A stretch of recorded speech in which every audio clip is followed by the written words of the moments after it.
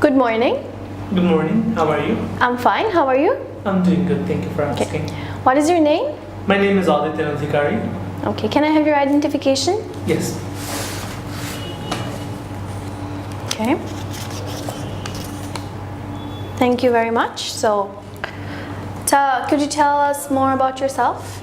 I currently study in the Institute of Business Administration from University of Dhaka, and I plan on completing my BBA and then going abroad for my master's in business administration.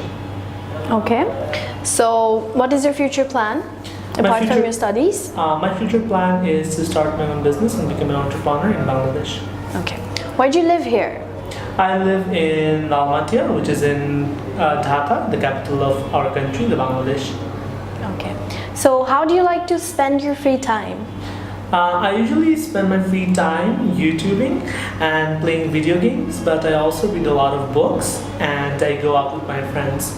Okay, that's good. Do you like to have flowers in your house? Yes, I do like to have flowers in my house, but not too many. Okay. Where do you usually go to buy flowers?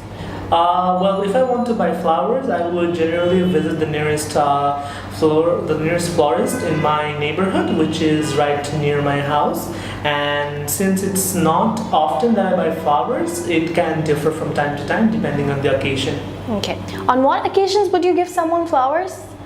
Well, I think there are multiple occasions on which to give someone flowers. It could be Valentine's Day, it could be Mother's Day, or it could be on Friendship Day as well as Teacher's Day.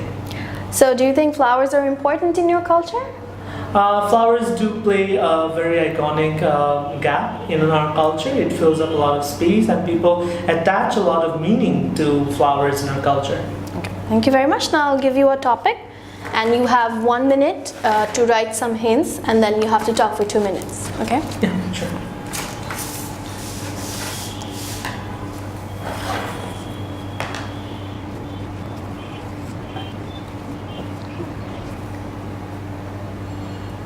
Okay, your time is up. Thank you. May I start? Yeah, you can start. Okay.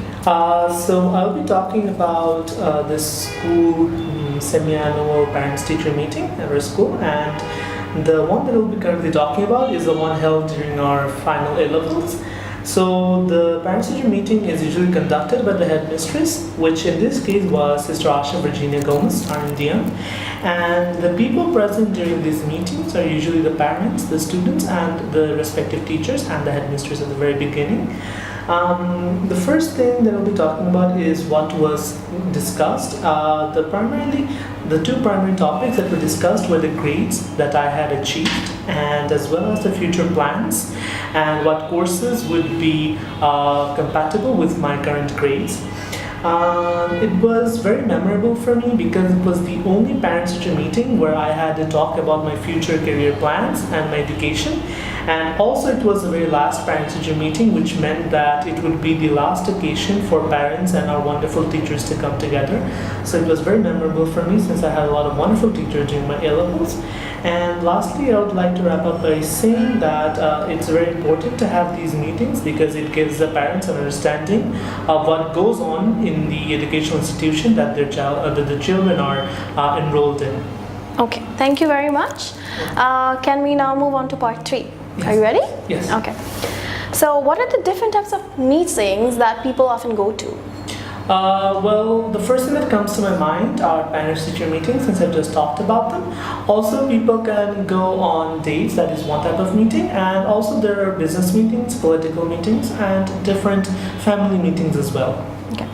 So, some people say that no one likes to go to meetings. What do you think?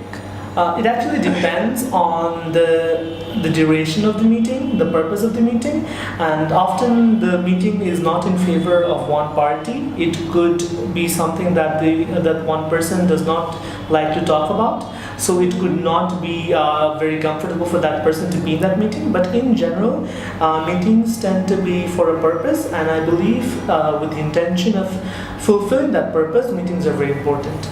Okay. So why do you think world leaders often have meetings together? Well, the first thing that I want to say is it's a part of communication.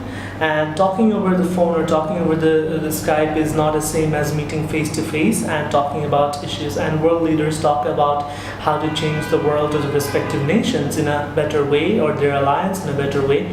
So world leaders in one way do not only change the shape of their country, but also the other countries in their alliance. For example, we've seen the very last couple of G20 summits that the EU, the United States have rejected some motions passed by the G20 summit, and therefore these kind of decisions affect the international countries as well. So that is why I believe it's very important. Okay. So what possible difficulties might be involved in organizing meetings between world leaders? The very first thing that comes to my mind is personal safety. World leaders are often at the end point of a lot of snipers. It's very, very necessary that they're given the proper security by the hosting nation. And also I believe that it's very hard because every world leader have their own schedules, they have their own important meetings and their own priorities. So it is very hard to coordinate all those priorities together into an international meeting. Okay, thank you very much. Thank you. Yeah, there we go. Thank you very much.